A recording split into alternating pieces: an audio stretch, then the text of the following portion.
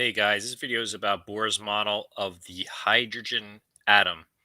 And this is where we're going to talk a little more in depthly about the um, electrons and how, of course, photons, which is a word that Einstein called waves of light, okay, which are discrete particles.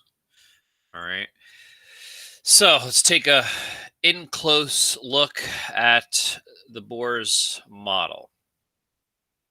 Now, Bohr proposed a hydrogen atom model, just like we talked before, that linked the atom's electron to the photon emission. In this model, the electron can circle the nucleus only in allowed paths or orbits, just like how the planets go around the sun. The electrons orbit in different energy levels. Okay. The orbits that are successfully farther from the nucleus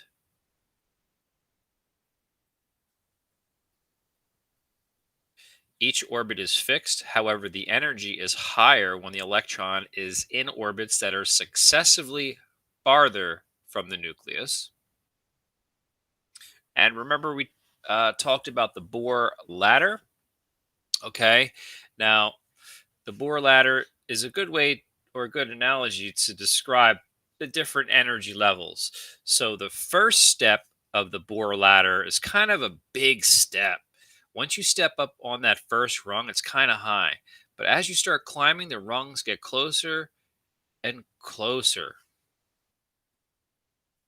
Now, when a hydrogen atom is in excited state, its electron is in one of the higher energy orbits. So the electron is not in ground state, it's in a higher state or a higher energy level. Or you can think of a higher rung on the ladder.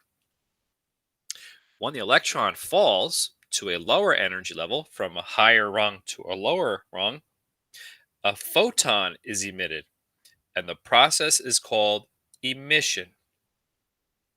So, like the term emit light will be used. Energy must be added to an atom in order to move an electron from a lower energy level to a higher energy level. This is called absorption.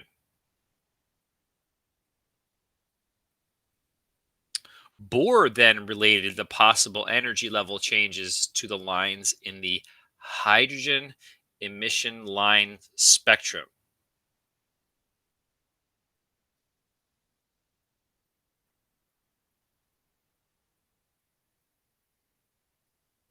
Okay, so here we go. We have the photon coming in, E photon.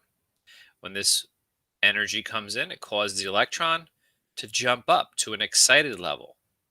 So this is called absorption. It's absorbing, just like a sponge absorbing moisture or water.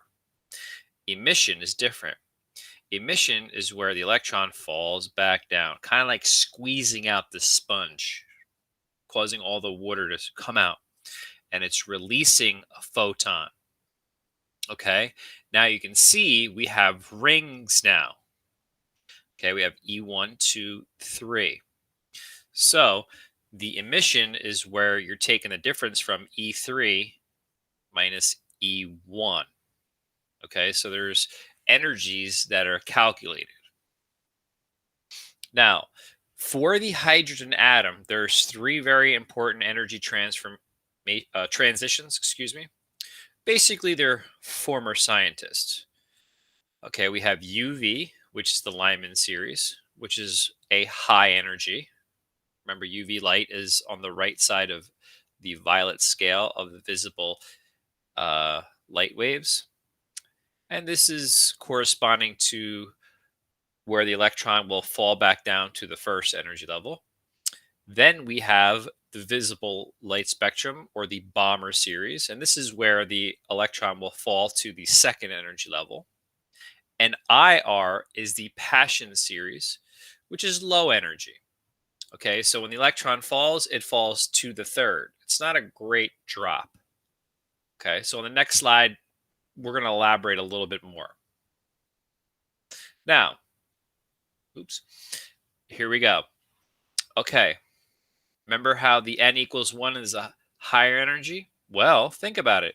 If you drop something from very high up, if it falls all the way down to the first energy level, that's a long drop. That's a lot of energy. Okay, so that's considered the Lyman series, where the electron falls from a higher level to the first energy level. The Bomber series is not as high as energy. It falls from above, but then it stops on the second. Now, Passion, which is the infrared, falls from above, but stops on the third energy level. It's not that far of a drop, so it's lower energy. It's like a red light. It's on the left side of the visible light spectrum, so it's going to be lower energy, okay, or a large wavelength, or basically low frequency. Now, just to show you, I have found a slide that I like, and here you can see all your electrovolts that are created for the drop from higher energy levels to each one of these energy levels. And it shows you the higher or the further the drop, the more electron volts there are, versus all the way down to the n equals 1. This is the largest electrovolt right here. All right, so there's a little bit of science or chemistry that goes along with these drops, so it's pretty important. All right, guys. Thanks for watching.